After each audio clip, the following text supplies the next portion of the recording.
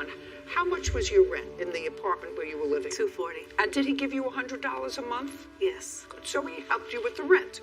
Great. Now, you were able to save $1,000. Yes. And if you paid $240 in rent, then there must have been some kind of government subsidy of your rent. Yes, ma'am. For what? I was in a program that paid for my partial of my rent.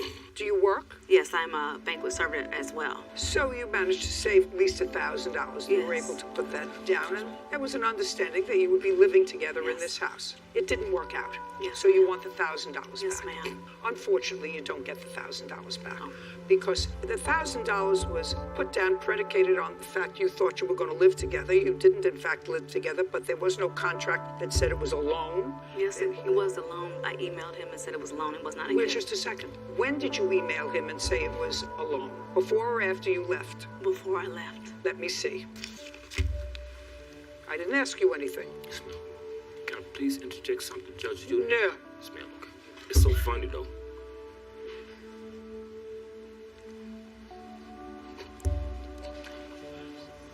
Here you go.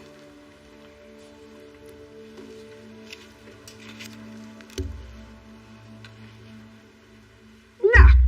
That's in December. I let you borrow. You sent to him. I let you borrow $1,000. That's ridiculous.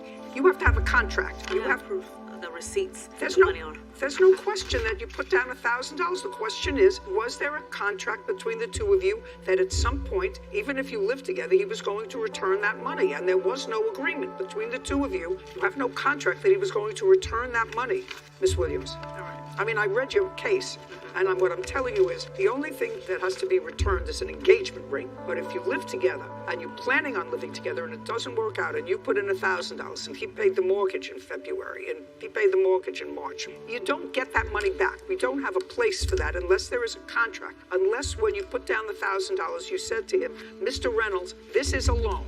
I'm putting down the earnest money for the house, but I expect you to pay it back. And if you agree, I will give you the $1,000. And he says to you, I agree to pay you back. I will give you $100 a month or $200 a month in exchange for the $1,000.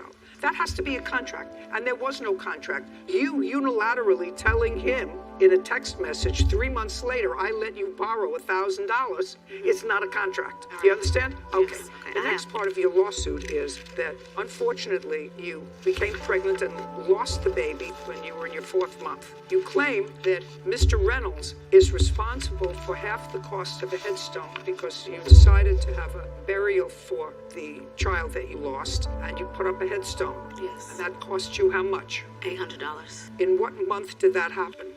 November 18, 2018 is when I lost the baby. And you were still living together at the time. Yes. I'd like you to tell me the conversation that you had with him regarding the headstone. The conversation was, it was $400 that I paid. No.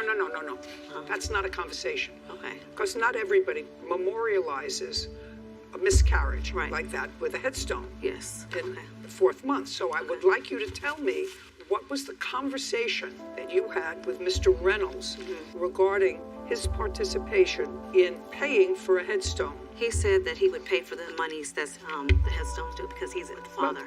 That's what you say he said. I want you to tell me the whole conversation from the beginning to end. The beginning to end, he said. Yeah, look at me.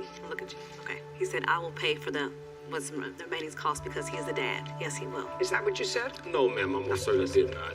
No. Here's the evidence for the cost and everything that I paid. It's not a question of what you paid. Okay. It's a question of whether Mr. Reynolds agreed to participate in paying for the headstone. Participating in and I asked you. making the child. So he's the father. No disrespect.